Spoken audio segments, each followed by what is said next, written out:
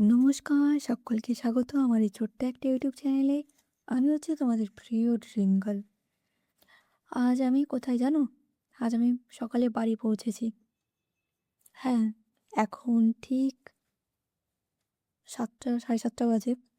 আমি খুব সকাল সকালই পৌঁছে গেছি বাড়ি। ঠিক 6:30 বাজে, 6টার বেশি সময়ে পৌঁছে গেছি বাড়িতে। দেখো সূর্য উঠছে। এখন আর কদিন পরেই ঢাকের আওয়াজ শুরু হবে। বাড়ি যাব। বাড়ি মানে সবার বাড়ি যাওয়ার আমেজ। তো আমি বাড়ি পৌঁছে গেছি। আর ৪-৫ দিন পর মামার বাড়িতে থাকতে হবে, কারণ মামার বাড়িতে দুর্গাপুজো। তো আমি এসেছি বলে আমার মা কিছু রান্না করেছে আমার জন্য খুব সকাল সকাল।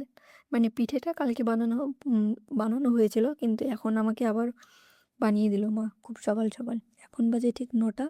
জগন্নাথকে ভোগ দেওয়া হয়েছে। জগন্নাথকে পায়েস ভোগ দেওয়া হয়েছে আর পিঠে। আর আমাকে দিয়েছে কলা, ২ রকমের আপেল আর কমলা। এটাই ব্রেকফাস্ট আমার। কিন্তু সকাল সকাল পায়েস খেও না তোমরা, বা রসগোল্লাও খেও না।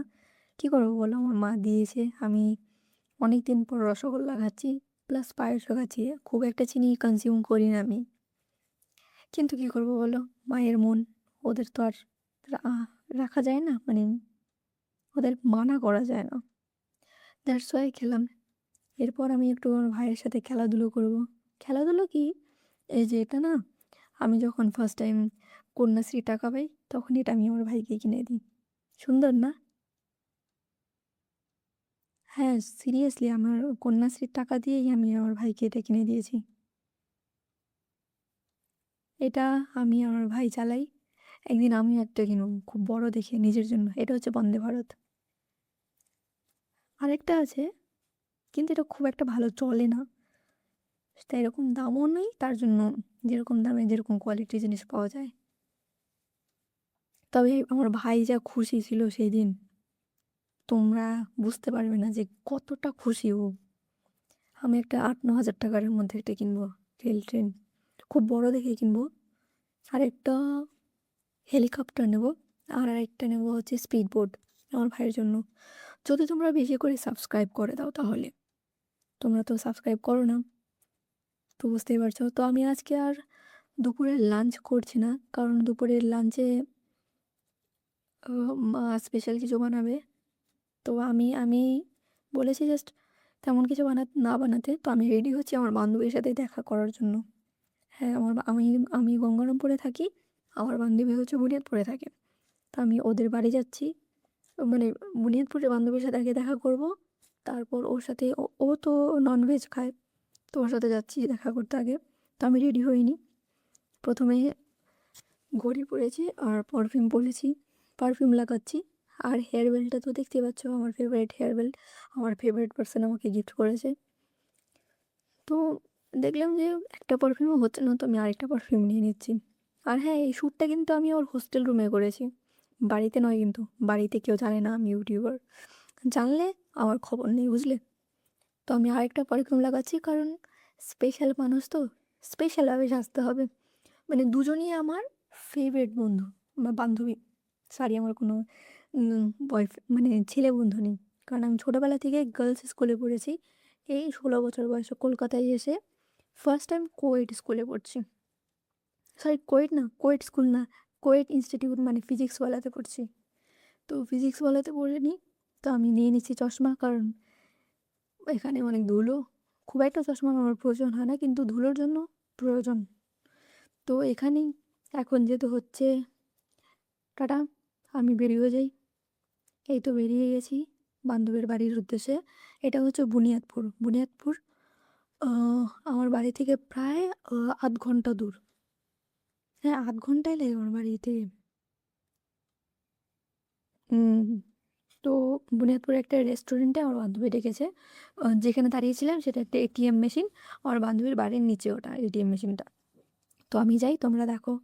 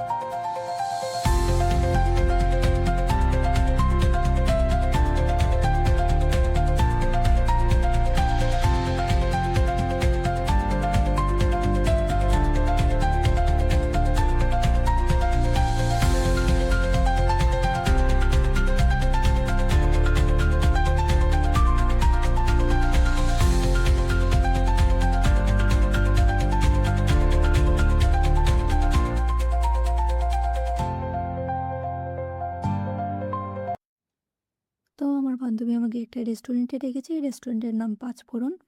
একটু সিঁড়ি বেয়ে ওপরে উঠতে হয়, সাবধানে উঠবে প্লিজ। তো আমি এসেছি, ওকে খুঁজছি, খুঁজেই পাচ্ছি না। লেওড়া মেয়েটা কোথায় থাকে? আমি আগেও এসে বসে গেছি, ওর নাকি সেজেগুজে 10 মিনিট লাগবে বের হতে। ওর সাথে আমি আর মৌসুমি আসবে, সুতপা আসবে, আর অর্পিতা আসবে। তো আমি চিকেন অর্ডার করে দিয়েছি, যেহেতু ওরা ভেজিটেরিয়ান, তো আলাদা সিটে বসেছে। আমি আর মৌসুমি একসাথে একসাথে বসেছি। দাঁড়াও, ওরা আসেনি কিন্তু এখনো। জাস্ট অ্যাম্বিয়েন্সটা দেখাচ্ছি আমাদের বুনিয়াদপুরে। বুনিয়াদপুর শহরটা আমার খুব চেনা, কেননা বুনিয়াদপুরে আমার মামার বাড়ি, আর গঙ্গারামপুরে আমার নিজের বাড়ি, মানে আমার বাবার বাড়ি। তো ওখানে আমরা থাকি। দেখতে পাচ্ছ এই অ্যাম্বিয়েন্সটা। হ্যাঁ, চলে এসেছে। সুতপা আসেনি, সুতপা পরে আসবে বলছে। তো তত তো আমাকে দেখো, পুরো অন্ধকার, ভূতের মতন লাগছে, তাই না? সিরিয়াসলি এই অন্ধকারে কি করে খাবো বুঝতেই পারছি না। তা আমি আমার চুল শেভ করে নিচ্ছি। দেখতে পাচ্ছ আমাকে, আমাকে এখানকার লোক চোর মনে করছে না, এটাই এটাই অনেক। তো আমার বান্ধবী বললো একটু ওয়েট করতে, আমি ওয়েট করে যাচ্ছি। 10 মিনিট হয়ে গেল। তো ওয়েটার এসে বলছে, ম্যাডাম 10 মিনিটের বেশি ওয়েট করানো উচিত না, আপনি অর্ডার করে দিন। তো আমি ঠিক আছে, আমি অর্ডার করে দিচ্ছি। ও ও বললো, তুই চিকেন মাটন বিরিয়ানি অর্ডার কর, আমি আসছি। তো আমি একটা, যেহেতু ঠান্ডা হয়ে যাবে, তো আমি আমারটা আগে অর্ডার করে দিয়েছি। আমার বান্ধবী আসছেন। তো অর্ডার চলে এসেছে প্রায়। এই দেখতে পাচ্ছ 1 হাঁড়ি মাটন বিরিয়ানি অর্ডার করেছি। পুরোটা আমি খেতে পারবো না, আর আমার বান্ধবীর জন্য পরে অর্ডারটা করেছি, কারণ ঠান্ডা হয়ে যাবে আগেই বলেছি। তো এই লোকটা পোর করছে আর আমার বান্ধবী আসছে। হ্যাঁ, আমাদের মাটন বিরিয়ানিতেও ডিম দেয়। আর এখানে মাটন বিরিয়ানি চেয়ে 250 টাকা নিয়েছে মাটন বিরিয়ানি। আর মাটনের সাইজটা যদিও অনেকটা কম, ঠিক আছে। তাও এখানে যে একটা ভালো বসে খাওয়ার মতন একটা রেস্টুরেন্ট খুলেছে, এটা দেখে ভালো লাগলো। আমি যখন ফার্স্ট টাইম বুনিয়াদপুরে এসেছিলাম, তখন খুব একটা রেস্টুরেন্ট ছিল না। তরুলাতে একটা ছিল, আর আর কি যেন ছিল, আর সাগর বিরিয়ানি ছিল। যাক, ভালোই লাগলো। আর চিকেন চাপ আসছে, ধরো দেখে নাও। আমার বান্ধবী চলে এসেছেন। গন্ধটা ঠিকঠাকই বা বিরিয়ানির, বাট আমার খুব একটা ভালো লাগেনি, কারণ কলকাতার বিরিয়ানি খেয়েছি অভ্যস্ত, তো তাই এখানকার বিরিয়ানিটা আমার খুব একটা ভালো লাগছে না। তবুও দেখে দিয়েছি, চালটা ঝরঝরে। কত স্টার দেবো দেখি, খেয়ে আগে বলি। হ্যাঁ, আলুটা নরম, কিন্তু আলুটার সাইজটা অনেকটা ছোট। হ্যাঁ, মাটন বিরিয়ানি 300 টাকা হলে ঠিক আছে, কিন্তু 300 টাকা নিচ্ছ, প্লাস সেই রকম টেস্টি হওয়া উচিত। আমার তো এটাকে টেস্টি তো কিছুই মনে হচ্ছে না। তবে এর রায়তাটা খুব ভালো বানিয়েছে। রায়তাটা খেয়েছি, রায়তাটা আমার ভালোই লেগেছে।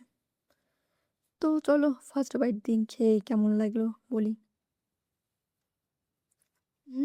বিরিয়ানিটা মোটামুটি ঠিকঠাক ছিল।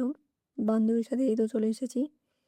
এইবার যাব সেকেন্ড বান্ধবীর বাড়ি, মানে গঙ্গারামপুর। এখন বাজে ঠিক 7:30, কিন্তু এখানে 7:30 মানে অনেক রাত, বুঝলে। গ্রাম তো গ্রাম এরিয়া, মানে বুনিয়াদপুরে গ্রাম এমন হয়, কিন্তু আমাদের গঙ্গারামপুর গ্রাম নয়। এই দেখো, ব্যাংকের পাশে ওই সাইডে আমার বান্ধবীর বাড়ি।